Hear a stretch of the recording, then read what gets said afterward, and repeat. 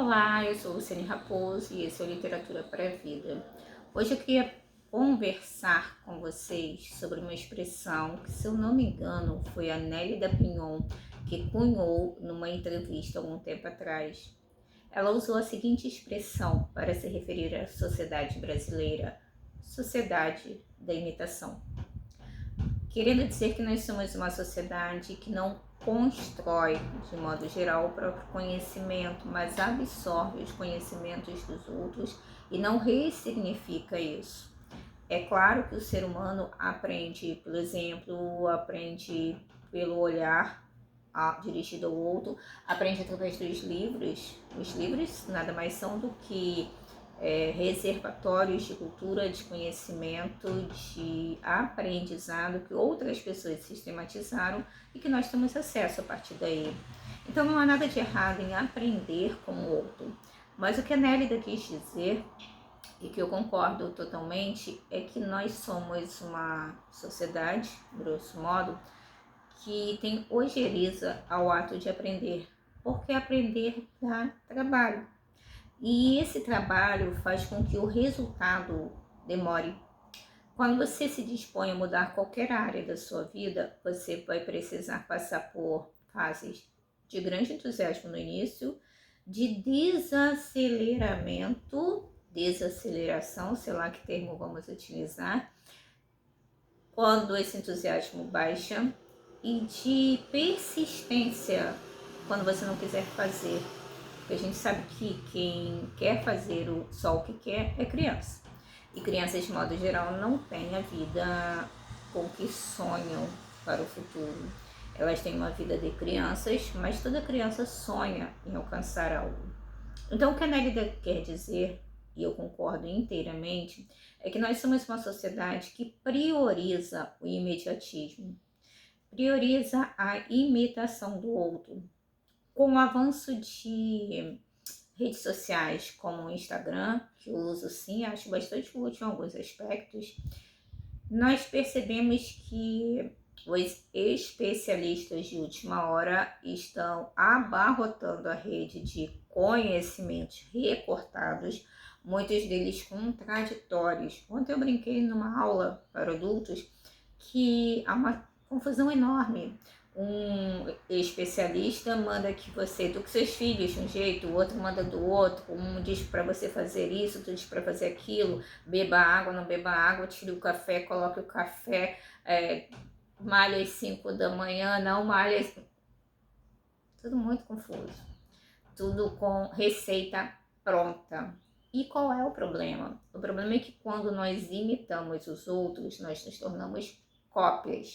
E cópias geralmente são produtos de baixa qualidade, de baixa durabilidade e de baixo significado para nossas vidas. É diferente de você inspirar-se em alguém. Quando você se inspira em alguém, você quer aprender aquilo que a pessoa tem de significativo para transformar a sua vida. Mais ou menos como os livros. Você quer ler aquele livro, você descobre que aquele livro é muito interessante porque ele pode trazer um conhecimento, mas esse conhecimento precisa transformar o seu conhecimento anterior, seja seu autoconhecimento, seja conhecimento em área técnica, em área literária, em área econômica, seja lá no que for, religiosa, seja no que for. O livro ele tem a capacidade de nos transformar, porque ele nos apresenta outras perspectivas, as coisas vistas de outra ótica. Mas isso não significa que nós devamos repetir passo a passo, como verdadeiras réplicas, aquilo que qualquer livro, que qualquer situação, que qualquer pessoa apresenta, principalmente quando é recortado. E o que a gente vê muito nos dias de hoje é que as redes sociais trazem especialistas que às vezes me provocam arrepios. Há uma moda no último mês em que pessoas que se dizem psicanalistas e se dizem psicólogos, e são duas áreas diferentes, tá? O psicólogo ele faz faculdade, ele estuda sobre o cérebro humano, ele tem aprofundamento. O psicanalista geralmente, hoje em dia, ele faz um curso de 2 anos, quando muito, com alguém que talvez também não tenha feito uma faculdade, não tenha estudado em profundidade o cérebro humano e sai por aí. Então há uma diferença sim, e cursos muito rápidos para trabalhar com a área humana me assustam. Então, fechada essa aba, vamos às reflexões relacionadas à sociedade da imitação. Por que a gente gosta de receitas prontas? Porque as receitas prontas são apresentadas por pessoas que teoricamente não tiveram nenhum trabalho, nenhuma demora, nenhuma chatice, nenhum esforço para alcançar aquele resultado. E de modo geral, esses resultados, eles têm grande validação social. Então, são as pessoas que ensinam você a se vestir, e às vezes tem algumas regras bem esquisitas, embora algumas pessoas da área sejam bastante competentes. É a pessoa que ensina você a malhar, é a pessoa que ensina você a ser psicólogo, grafotécnico, especialista humano e sei lá o que, e começa a palpitar sobre a sua vida. Pessoas que mal aprenderam alguma coisinha ou decoraram alguma coisa. Mas isso é muito valorizado no Brasil, isso é muito ostentado no Brasil, porque apresenta um resultado rápido. Você aprende aquele pedacinho, decora aquele pedacinho e apresenta uma persona nova, que segundo a sociedade da imitação seria suficiente para que você se sentisse parte desse movimento de senso de pertencimento. Ou seja, você faz parte de uma elite de algum modo, você faz parte de um grupo que está na moda, de um grupo que como é que eu vou dizer em termos sociais, é badalado, é bem visto, entre aspas também.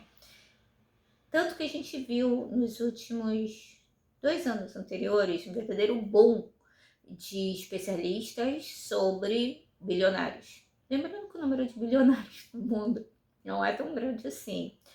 E aí começou-se a fazer uma série de trabalhos sobre como se tornar um bilionário em pouco tempo, esquecendo que essas pessoas muitas vezes trabalharam durante décadas para chegarem onde estão, trabalham de modo muito mais concentrado, de modo muito mais correto, não pegam dicas na internet, não ficam rolando o feed para lá e para cá sem intenção, e principalmente, cada vez mais são pessoas que leem cotidianamente. Porque a inteligência do futuro não é uma inteligência de imitação, uma inteligência em que você vai pegar uma dica do outro e vai aplicar. Você pode até pegar uma dica de outra pessoa, você pode se inspirar em outra pessoa, mas esse inspirar precisa ser transformado, transportado, redefinido, reformulado para o seu estado de vida. Eu particularmente gosto muito do estilo francês de se vestir. Não tudo, claro, aquelas sapatilhas transparentes. Mas eu gosto do estilo francês de vestir, da cultura francesa, de uma série de aspectos. Mas nem tudo me cabe, nem tudo é o meu estilo. Não concordo com tudo, não acho tudo interessante.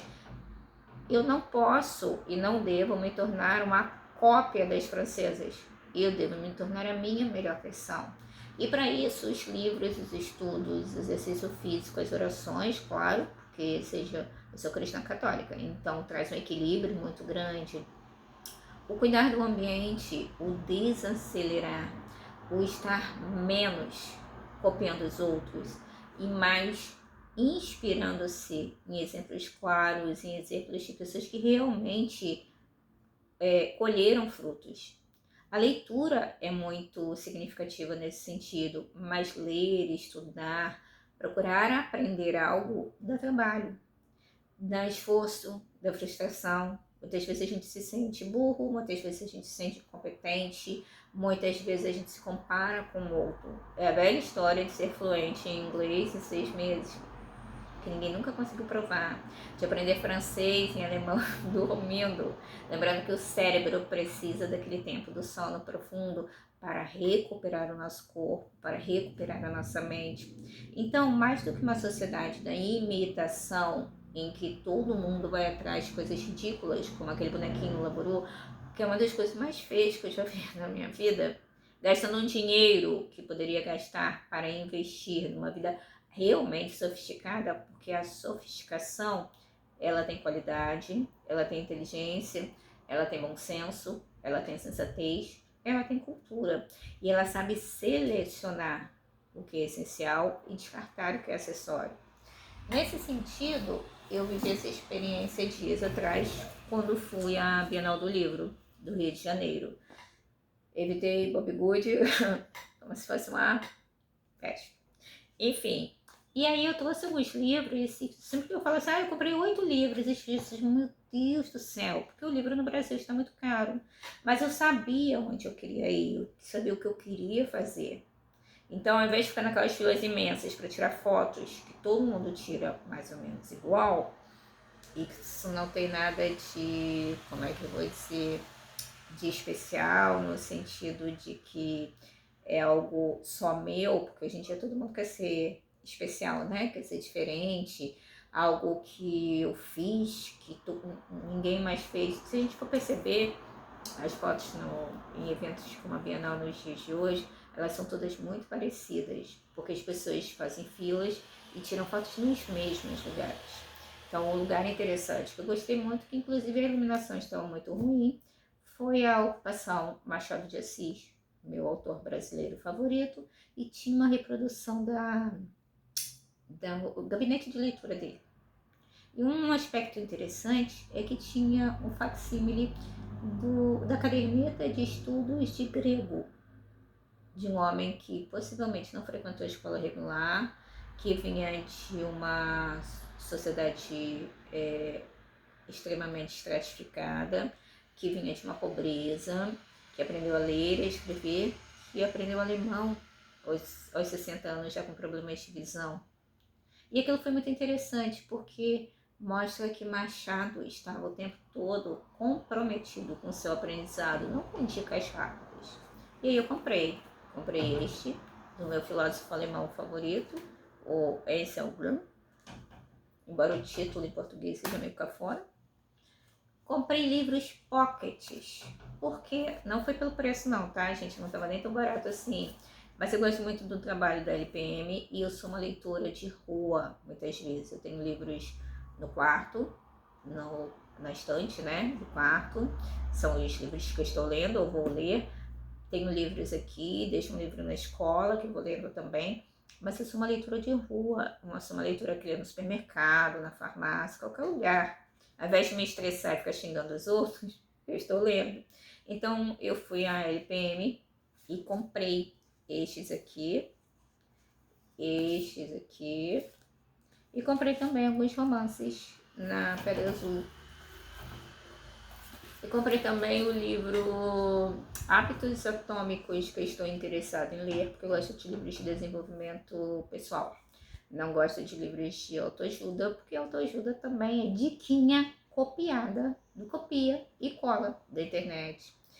Quando as pessoas perguntam como eu comprei esses livros, eu sabia exatamente o que eu queria, basicamente, eu sabia onde eu queria ir, eu sabia que não dava tempo de ver tudo. Então eu fechei abas e resolvi experimentar a visita como algo prazeroso, não algo que eu tinha que esgotar, só porque todo mundo, teoricamente, estava fazendo isso. Então, numa sociedade da imitação, em que a gente imita as pessoas e tenta se vestir, falar, agir, morar como todo mundo mora, a literatura ainda tem a capacidade de nos distinguir. Não pelo fato de que a gente tenha que estar o tempo todo sob os holofotes, mas no sentido de que a inteligência do futuro, levando em consideração que a inteligência artificial já faz diversas coisas técnicas para nós, barulho, a janela está aberta. A inteligência do futuro é a inteligência do pensar.